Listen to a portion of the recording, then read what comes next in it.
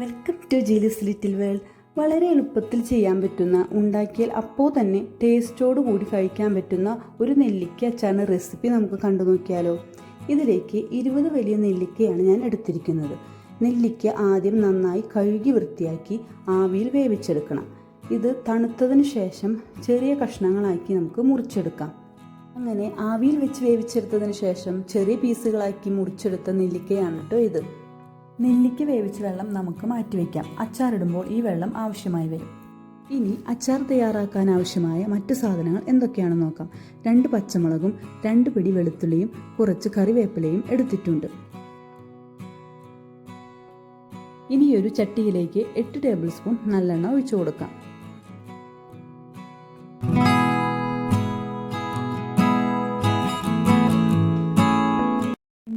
ചൂടായി കഴിയുമ്പോൾ 2 ടീസ്പൂൺ കടുക് ഇട്ട് കൊടുക്കാം.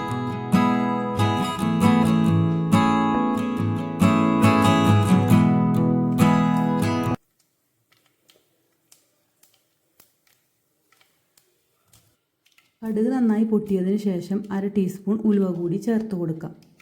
ഉലുവയുടെ പൊടിയാണ് ചേർക്കുന്നതെങ്കിൽ അച്ചാറിന് ആവശ്യമായ പൊടികൾ ചേർക്കുന്ന സമയത്ത് 1 ടീസ്പൂൺ ഉലുവാപ്പൊടി ചേർത്താൽ മതിയാകും. അപ്പോൾ ഈ സമയത്ത് ഉലുവ ചേർക്കേണ്ട ആവശ്യമില്ല. ഇനി ഇതിലേക്ക് 4 വറ്റൽമുളക് ചേർക്കുക. വറ്റൽമുളക് പൊട്ടിയതിന് ശേഷം ഇതിലേക്ക് മുൻപ് കട്ട് ചെയ്ത് വെച്ചിരിക്കുന്ന വെളുത്തുള്ളി നമുക്ക് ചേർത്ത് കൊടുക്കാം.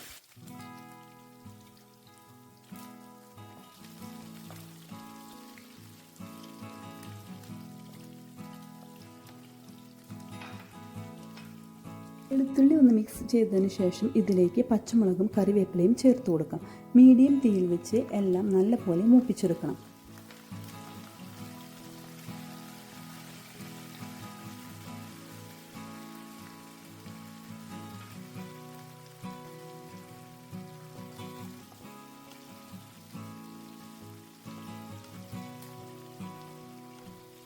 ഇപ്പോൾ എല്ലാം നല്ല മൂപ്പായി വന്നിട്ടുണ്ട്. ഇനി തീ ഓഫ് ചെയ്യുക.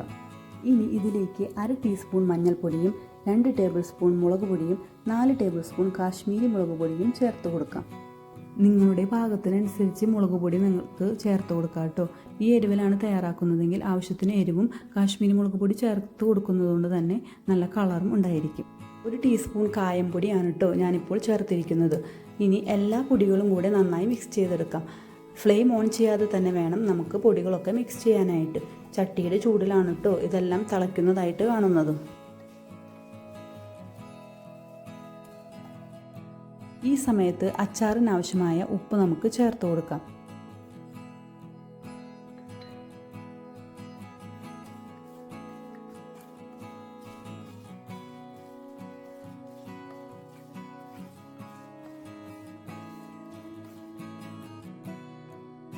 ഈ സമയത്ത് 1/2 കപ്പ് ചൂടുവെള്ളം ഞാൻ ചേർത്ത് കൊടുക്കുന്നുണ്ട്. നിങ്ങൾക്ക് ചാറിന് ആവശ്യമായ വെള്ളം എത്രയാണെങ്കിൽ ചേർത്ത് കൊടുക്കാവുന്നതാണ്. ഇപ്പോൾ ഒഴിച്ച ചൂടുവെള്ളത്തിന് പകരം മുമ്പ് നമ്മൾ നെല്ലിക്ക ആവിയിൽ വേവിച്ചെടുത്ത വെള്ളം മാറ്റി വെച്ചിട്ടുണ്ടെങ്കിൽ ആ വെള്ളം ചേർത്ത് കൊടുത്താലും മതി. ചൂടുവെള്ളം ചേർത്ത് കൊടുത്തതിന് ശേഷം ഫ്ലെയിം ഓൺ ചെയ്ത് നന്നായി തിളപ്പിക്കുക. ഇതിനോടൊപ്പം തന്നെ 2 ടേബിൾ സ്പൂൺ വിനാഗിരി കൂടെ ചേർക്കാം. വെള്ളവും വിനാഗിരിയും ചേർത്ത് 2 മിനിറ്റ് നേരം തിളപ്പിക്കുക.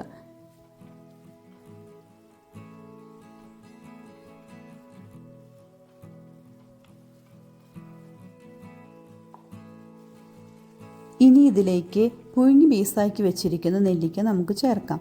നെല്ലിക്ക ചേർത്ത് നന്നായി മിക്സ് ചെയ്തതിന് ശേഷം തീ ഓഫാക്കാം.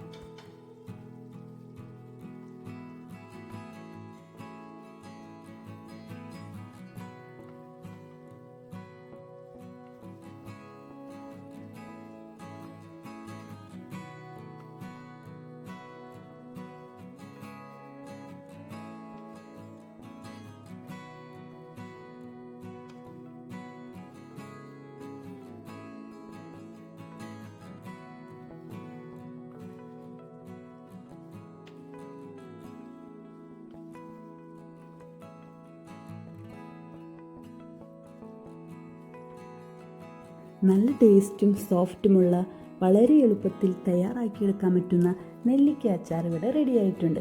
എല്ലാവരും ട്രൈ ചെയ്ത് നോക്കണേ.